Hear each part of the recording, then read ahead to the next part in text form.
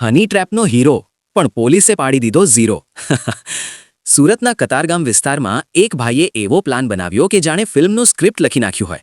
હની ટ્રેપમાં ફસાવીને પહેલા રેપ અને ડ્રગ્સના કેસમાં ફસાવવાની ધમકી, પછી સીધો 1 કરોડ રૂપિયાની માંગણી. પણ ભાઈએ કદાચ એક વાત ભૂલી દીધી.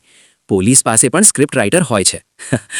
ભાવનગરની ભાવનગર લોકલ ક્રાઇમ બ્રાન્ચને બાતમી મળી કે આરોપી દોતુભા હાથલ બોરડા ગામ પાસે પેટ્રોલ પંપની સામે રોડ પર હીરો જેવી એન્ટ્રી મારીને ઊભા છે.